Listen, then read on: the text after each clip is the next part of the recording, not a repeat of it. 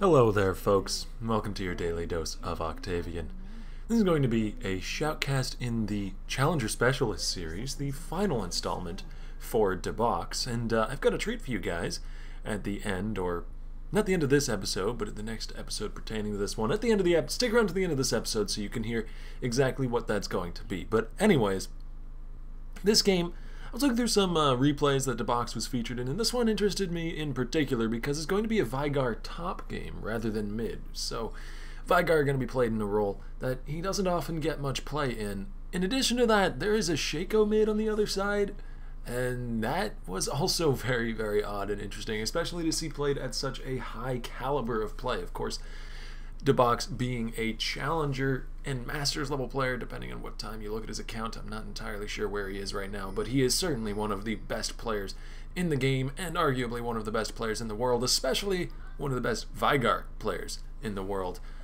So these games are of course very, very high level, but it looks like Roa and Matlife Tryhard are going to be starting off at the Gromp, while their opposing bot lane starts off at the Krug camp. So 5.1 patch has officially landed, and this is the official meta at the beginning of Season 5 right now. Bottom lane starting out at their respective sort of larger monster, but still not buff jungle camps near the bottom lane side, be it Kromp or be it the Krugs. So we are returning to the olden days when that was the standard. Back, I believe, in Season 2 is when that used to happen most often. And so we're doing a 180 now with bottom lane and going all the way back to then, except now it's different monsters. So I suppose at least that has changed. As this bottom lane is something I'd like to get into. I've already spoken about it a little bit with where they were starting. But in terms of the matchup, I actually would very much like to talk about it as Hashinshin is going in onto Dabox in the top lane, rather. Gets a decent trade-off. Dabox doesn't really have quite the laning pressure that a Renekton's going to be able to put out in top lane, hence why he's gone for a bit of a survival-focused item build. He's got a lot of sustain there, even going so far into the utility tree as to pick up the Biscuit Mastery rather than just having normal default potions. So he's very, very focused on simply surviving the lane right now, which makes a lot of sense in the matchup he's in. But there's the Exhaust and the Ignite, both dropped onto Eye of Sword. He's going to be flashing away under the tower. The Ignite is still burning though, and finally the Spear from DLE is going to bring him down, but the turnaround kill onto Duosec is going to give one back for Red Team. So right now, it's a small gold lead for Blue because they did get the assist on that, and it was also First Blood, so in every way, that kill is more valuable for Blue Team than it was for Red. But at least it wasn't really a unanswered kill. They got something back for it, and it's going to mean that Ahri will continue to have at least a decent time in this mid lane, because the mid lane matchup is an odd one, not really one that I've seen too many times before, a mid lane Shaco. And the last time I did see it, it was actually an AP Shaco, whereas by the two longswords you can see, this one's going to be going into an AD build, and so it is not going to follow the same rules. They're basically different champions, AD and AP Shaco. AD Shaco has a very good method of keeping out consistent damage, especially if he builds into a Ravenous Hydra. But here we have Matlife leaping on in onto Hoofspark and Otter. Matlife went pretty low for his trade though, and he didn't have the follow-up from Roa that perhaps he would have liked. So he got taken down to half, maybe even less than half of his hit points, whereas Otter and Hoofspark are both sitting comfortably at least 2/3, if not 3/4. So gonna be a bit of a poor trade for Braum and Ezreal, who I thought would have the much better lane down there, but they're not really taking advantage of it. Now Dabox up in the top lane, speaking of a stronger lane, is going to be turning around and landing the stun, but it looks like we have the first gank of the game for Red Team coming down to the bottom lane. Hoofspark and Otter both forced to flash away. The Bolas connects, but the flashes have already been burned. That's kind of just an afterthought, and that is a successful gank for Rengar. Well done. I mean, he didn't get any kills, but he gave a lot of pressure to the bottom lane here. I mean, Matlife and Roa, they weren't really falling behind or anything, but they weren't really executing on the pressure that they would maybe have been able to take in this bottom lane. Ezreal and Braum can actually be quite a good lane bullying combo, but they haven't been able to pull that off for some reason or another, and Rengar coming down and blowing the flashes on both of the enemy bottom laners does alleviate a lot of the pressure in this lane, even though it does seem like Hoofspark and Otter are still pushing up and are still commanding the lane right now. Not so much in terms of a CS lead, but just in terms of positioning. They are avoiding fights that are bad for them, and they are calling fights that are good for them, and getting some harass down on the other side. So, Roa is playing a little bit more passively than I expected as Ezreal to play this game, especially considering that Hoofspark is the one on Thresh. And Tryhard is not playing passively. He's leaping right on in there. The stun is about to stack up. One more Q. It doesn't quite land, though, and Roa turns around. The exhaust is on him, and Otter, he's nearly stunned up, but none of these Braum passives are proccing. Finally, Hoofspark is going to be stunned, but it's way too late at this point. Perhaps Rengar can save this duel. He's coming in. He lands the snare bowl as Hoofspark is in so many minions right now. His poison is burning down, but it's not going to be killing Braum. And Rengar off to the back end of the fight. Does manage to take down the flashless Gianna, taking advantage of the 2 burn summoner spells from earlier. Meanwhile, in the mid lane, DLE is going for another tower dive, a mirror of last time. This time, Dabox did teleport down from top lane to help out, but he was way too late. And he ends up just putting a little bit of harass onto the Pantheon and then walking, or waddling, hopping. I'm not entirely sure what it is that Veigar does. It's very cartoonish, though. Cartoonishly bounding his way out of the mid lane. As DLE returns to his jungle and the Raptor camp, and this is actually fairly dangerous. I don't know if he can survive this. A few more auto attacks will bring him down. He gets away from the Raptor camp in time. Most suspenseful moment of the game so far, ladies and gents. Dabox just about hits level 6 in the top lane, and this top lane went about how I expected it to. Dabox does have the advantage of basically being able to say no to Hashinshin's Renekton whenever he comes in for a fight, because while Veigar isn't really able to hold off on the 1v1s and isn't really able to bully away a Renekton with all the regeneration that Renekton does have, he can simply do what he's probably going to do right about here and drop the event horizon and walk away whenever Hashinshin goes for an engage. But Hoofspark, he still doesn't have his flash up, and that is Swallowtorn coming to the bot lane once again. I mean, if Roa and Matlife aren't going to put on the pressure that maybe they could have in this lane, Swallowtorn is going to put that pressure on for them. And this is how a jungler can force a lane into winning. Dabox now in the top lane, getting harassed down very, very low, does land a bunch of bursts on Hashinshin. Hashinshin has the ult, though, just in time to save his life. He turns around. Maybe he wants to go for this fight. He's going to flash forward. He gets the Q. One more auto attack or another take of his ult. Anything. There it is. Hashinshin finishes off the kill. Now, Exhausted and Ignite are both back up for Duosec in the mid lane. He does drop a box. Very well placed there. Now, you may see that box and think, he dropped it and immediately died to the turret. It did nothing. Well, no, it didn't do nothing. It delayed the tower aggro onto Duosec. It allowed him to get closer under the tower before making that auto attack so that he didn't have to walk through 2 tower hits to be able to finish off the kill. I mean, his jungler was around, so they got the kill anyways without that really mattering too much, but Duosec could have had that kill solo and could have gotten out easily with his life because of that very, very well-placed Jack in the Box. So it's the small things sometimes that can really make the big plays, and Duosec is playing a wonderful mid-lane Shaco. I didn't think I would ever say those words in that order about that champion, but here I am saying it. Duosec is playing a solid mid-lane AD Shaco, if ever I've seen one, which I suppose now I have. Hoofspark and Otter in the bottom lane are doing their best to harass away Matlife and Roa, though they've kind of given up the edge here in this lane. They used to have it, but repeated visits from a certain kitty cat have caused them lots and lots of grief, and they are now 0-2 down against a 3-assist Ezreal. I mean, most of the kills have been going onto Rengar, but Ezreal, in the time that Twitch has been dead, has managed to accrue a small CS lead for himself, and the 3 assists means that he's got a pickaxe to the Vampiric Scepter on the other side, and usually Ezreal builds don't spike early, so this is a bit of an oddity here. Now, Duosec and I have Soren in a bit of a 1v1 in the mid lane. The charm landed onto Duosec, so he took some harass, but that's about going to be the end of that story. And we have some quietness on the map, so may as well look down at some of the item builds that are starting to form here. Looks like Duosec playing one of the more interesting champion placements on the game right now, so I'll start with his item build first in this little analysis, though maybe I'll have to get back to it later. Hashinshin's getting leapt on. The stun landed from Dabox. He's dashing, he's slicing, he's dicing, but he's also dying. Dabox picks up the first kill of the game for the top lane, Veigar. The oddball pick for blue team doing equally as well as the oddball pick for red team. He still has a CS disadvantage, whereas Shaco is actually winning the lane right now in terms of CS, and indeed in terms of gold and kills. Well, not actually technically kills. Ari has 1 to his 0, but the 3 assists are probably worth more than that singular kill, especially considering one of them was an assist on the first blood. So Duosec certainly winning the mid lane as AD Shaco, which is a little bit impressive, to be perfectly honest. Hoofspark going very, very low. He does get stunned up. The exhaust has landed onto him. Finally, he'll break into his invisibility, but Otter is going to be their next choice of target. However, Roa gets turned around on. He is knocked up. He is exhausted. He is slowed by the cask, but Hoofspark has no more mana and is no longer in range. Couldn't even cast his ulti if it was up. So Roa is going to get out of there with his life. Both exhausts burned from both sides. But, yeah, actually, that was the extent of the summoner spells. Otter did have to burn his ult, but there was the Glacial Rift burnt by Matlife as well. So support's basically trading exhausts and ults and nothing much more else coming out of that particular engage as both sides back away.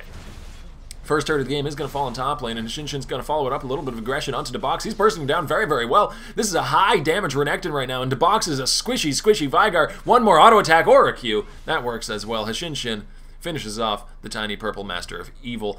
Duosec's going to continue his lead, however. He's going to try and get some more damage onto Eye of Soren. The Ignite is burning. I don't think it'll be enough, though. He's going to be able to survive with just a few hundred health left, but Duosec didn't even take damage during that, because, well, his jungler was nearby, so he had that for backup. DLE was sitting right in the bush. He had his back. But Duosec did so much burst damage all at once. He does have the component of the Ravenous Hydra completed, and it looks like they want to go for a dive. I mean, if Ahri isn't around to dive, they'll just dive whatever other animal is here. If not a fox, a cat. They force Rengar to flash away with the Chilling Smite. And Rengar was having a great time of it so far, but it looks like not even he is powerful enough to face off against the mid lane Shaco and his friend Pantheon. Down in the bot lane, we might have an engage here. Speaking of Pantheon, he's coming down here. DLE does have the stun stacking up onto him. He's going to get stunned up, but Matlife is going to leap away as well. And DLE, done with his gank, turns around, and Hoofspark is forced to flash away. Enemy Otter turns around with the knock-up to keep his friendly AD carry safe, but Hashinshin has come down to the bottom lane as well. They really want these kills, and it looks like Matlife is going to be giving one of them up. He goes down. Too many people in the lane. Too many crocs. Roa doing his best to harass Hashinshin as much as he can, punish him for having come down here, but that's the thing about a Veigar top lane. Veigar has decent pushing power. Dark Matter will kill off the back wave if you have a decent amount of AP, which, having finished the Morello, probably has enough to kill off the back wave of minions.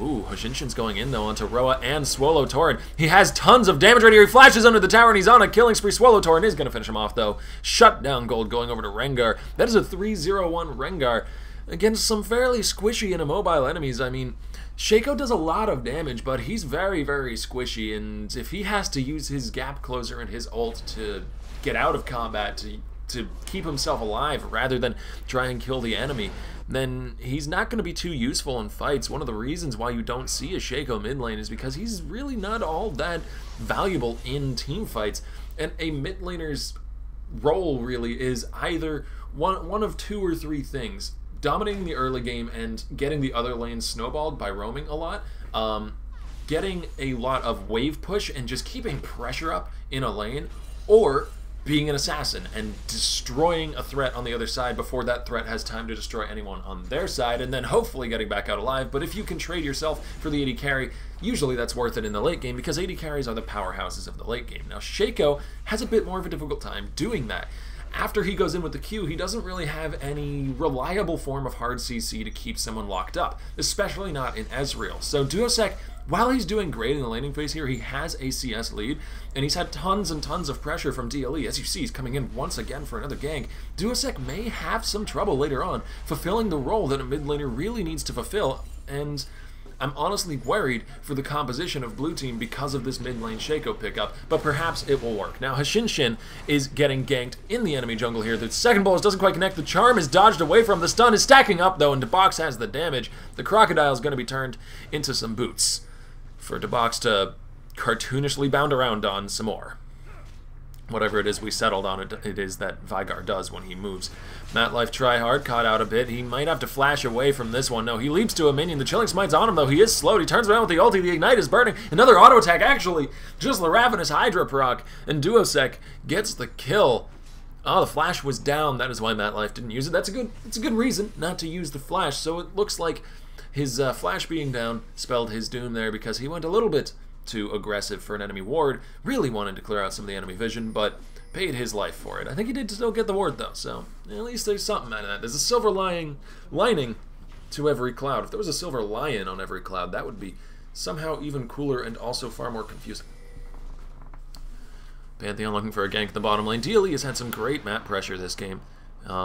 making good use of the Pantheon global pressure that comes from Skyfall, as well as simply having the ability to camp that mid lane and seemingly be there every single time that Duosec is diving under the tower. Perhaps there's some communication between these two. I'm not sure, but Hoofspark is going perhaps for an engage onto Roa. The pink ward did spot him out though, so Roa managed to dash away before any serious trouble could occur, and Hashinshin is going for the pressure behind the turrets here. He does get stunned up, but he's very, very tanky at this point. He's managed to buy some health and some armor, and it looks like the Rengar is going to be falling. Shutdown gold going over to Hashinshin's Renekton. But so far, it's 2 kills traded back for Red Team, and DLE. DLE is going very, very low. Double kill for Soren. Can he get the triple? He does get exhausted by Duosec. Duosec is doing his best to bring somebody down in return for this kill that he's surely going to be giving up. I don't know if he's going to be able to do it, though. Roa brings him to the ground. And overall, that is a 4-for-1 trade in favor of Red Team, and why not just pick up the clone, those 25 gold pieces as well, given over to Soren, and the blue buff right there after on that fancy new Challenger Ahri skin. It's a very, very nice looking Ahri skin. Also, a little bit of an unrelated side note, a lot of champions got new splash updates, and Ahri is one of them. I used to show the loading screens before games. I've since done away with that because it's kind of slow and I like to lead right into the action, but the loading screen is very pretty for that one. I don't know, maybe at the end of the match I'll let you guys peek at it if you haven't seen it yet. The new Ahri splashes are very, very well done.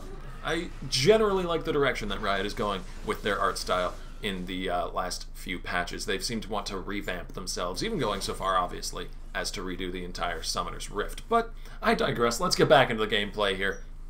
Let's look at some of the item builds that are coming out, because we've got some time to do that. Finally, since the teams are no longer beating at each other relentlessly, continually on the screen. Looks like Veigar, or Dabox on Veigar, is going for a Zhonya's Hourglass, which would not be should not be a bad pickup here, seeing as the enemy team has nil for AP. I mean, they have Otter, who is, of course, building that Magi's on Janna, which has become somewhat standard, actually. It's not entirely standard. It's become one of the options that you certainly can do on Janna, especially if you're playing a very well-played Janna. If you're confident in your Janna play, it's become the standard. If you're unconfident in your Janna play, it's still just build normal support items. So it's all about how good you are at the champion. But Duosec is going into the mid lane onto Soren, and that damage is insane. I mean, I said he couldn't assassinate people as Shaco, but I mean, if he has enough armor penetration and just raw damage, I guess it doesn't matter that he doesn't have some sort of strong CC to hold somebody in place, or the amount of burst that, say, a Zed has and mobility that a Zed would have, or something like that. He just has a ton of damage when he right-clicks on you, and maybe that's enough. Maybe I'll be eating my words later on, but I still have my reservations about this mid-Shaco pick. Hoofspark going low is going to swap into his invisibility in time to be able to get out of that sticky situation, but I don't know if Swolotauren is going to be able to get out of here. Swolotauren, rather. He's going to flash over the wall, though. Well, that's a summoner burned for the Shaco ulti. A worthy trade, I would have to say. Roa and Tryhard maybe looking to push this lane up, and as I was saying, ooh, Duosec coming over the wall, though. Soren might be in some trouble here. Runs into one fear, runs into the next fear, and Duosec, without even giving an assist over to anybody else, finishes off the kill in just a few seconds. Now we have a fight in the bottom lane. Hoofspark coming in. There's the ulti for Matt Life Tryhard. DLE does manage to finish off Roa before he can really even contribute to this fight at all. Duosec is roaming from the mid lane. He's coming in for the dive here. There's the Grand Skyfall as well. Everybody wanting a piece of this pie. DLE might be going down for his efforts, though. There's the Monsoon, going to be keeping him alive, healing him up before the tower can finish him off. And Swolotauren, I don't know if you want to face check into that bush.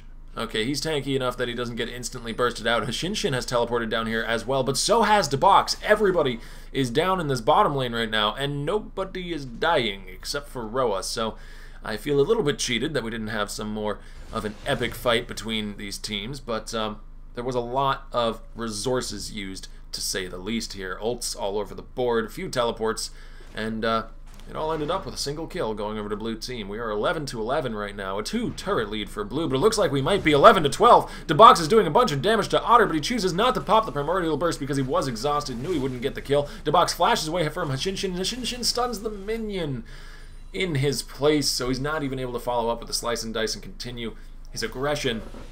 So Dabox is going to get away from there, just having to burn the flash to escape. Oh, Hashinshin, though, he's getting stunned up, and here's Tryhard, and here's Roa as well. They might have enough damage to bring down the Croc. He's very, very tanky, but that Primordial Burst did a huge chunk of damage, and Dabox, with the help of a tower and a few of his teammates, finishes off the Reptilian Menace.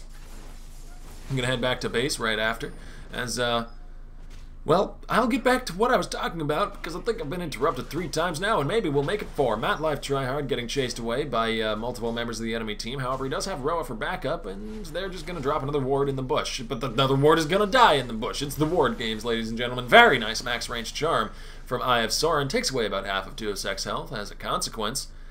And, what I was saying earlier, I'll have to get back to again. Duosek is going in onto Roa, and I'm never going to get to say that, am I? Roa's going very, very low, but he does nicely dodge out a Q and, well, another Q from both Ezreal and Braum, which would have stunned him up, but he nicely dodges it away with the ulti. However, I don't know if it's going to be enough to save Otter's life. He does flash away. Here comes the teleport onto the box.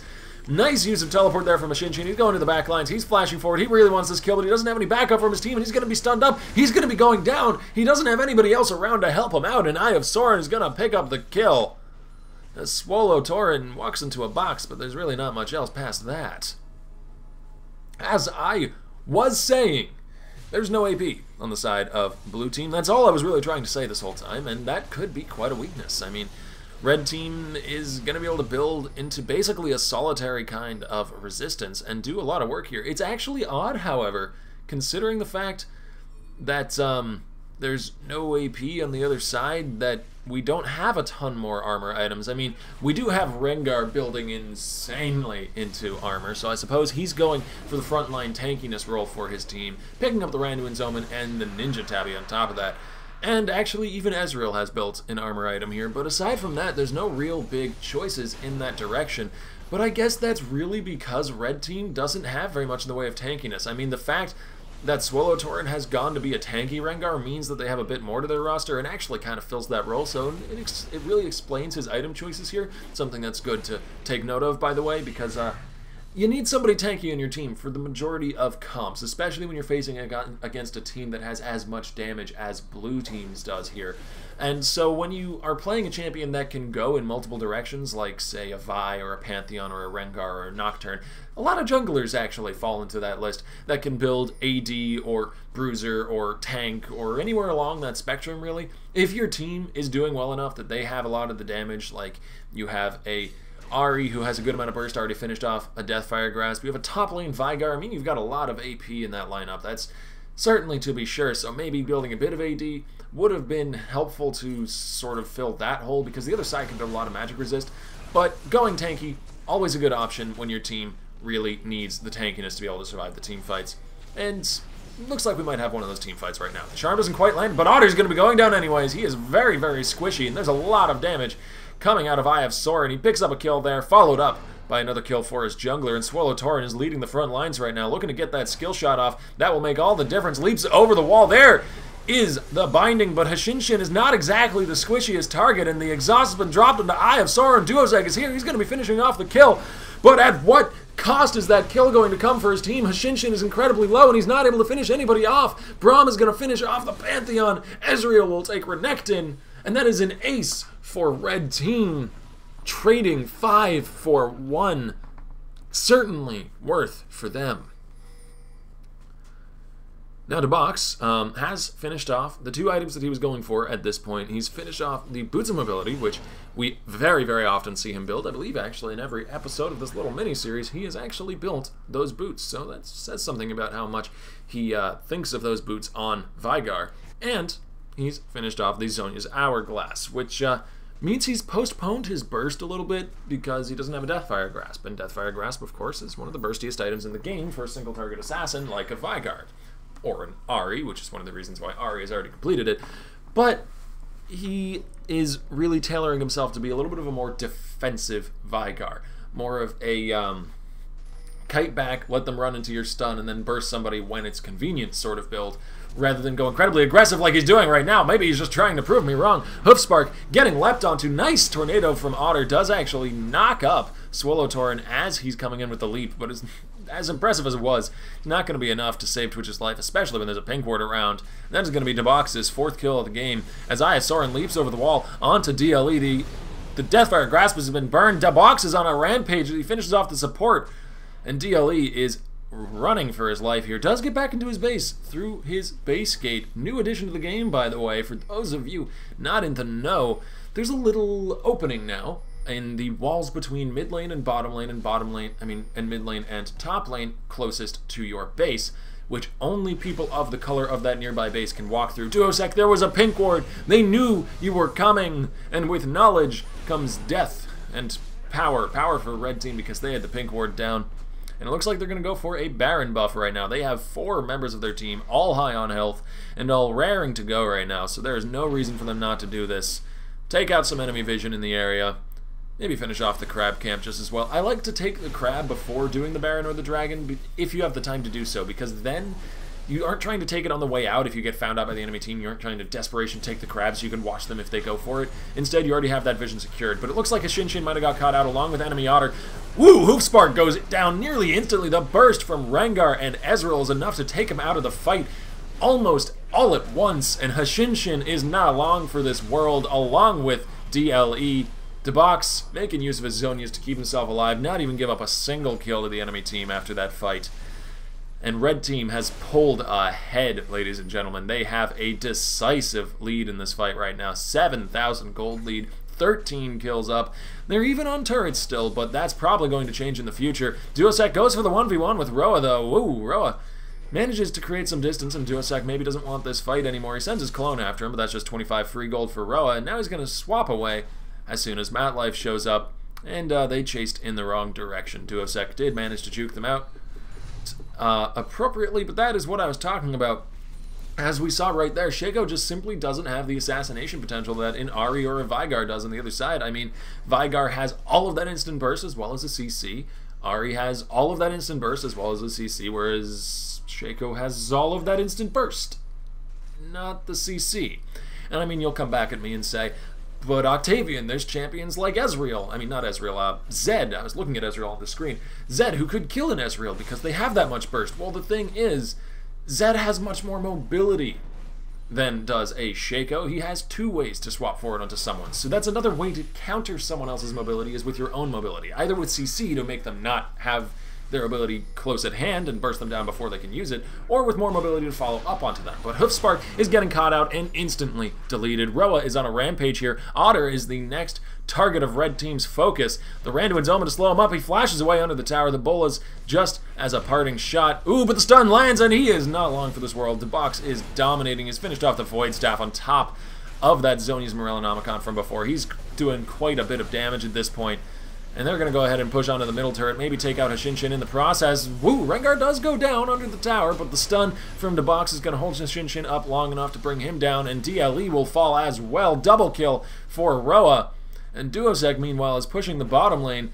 He's not really been in these team fights. He's not really been all that useful in this later game. He had a wonderful laning phase. But in the late game, he's just getting 1v1'd by Eye of Sorin and falling over in his split push attempt. Roa going to cast the ult down the mid lane, and it looks like blue team's going to give up the ghost here. FF for blue team. Thank you guys for watching. I hope you enjoyed, and I will see you next time. Hey you guys, thanks for watching. If you enjoyed, be sure to check out some of my other stuff and maybe subscribe to the channel. But beyond all that, I did promise something at the end of this video, and that is going to be, I suppose, just another promise. But I've gotten in touch with Dabox, the guy who played Veigar in all 3 of these last games in this little mini-series, and I've talked with him, and he's agreed to do a small interview and answer a few questions about the champion, the builds he goes with, and playstyles and other things related to, well, Veigar. So if you enjoyed this series and you want to learn more about the champion and about how he's managed to play it all the way up to Challenger, stick around. I'll be releasing that episode probably sometime within the next week. Thank you guys. I will see you all tomorrow.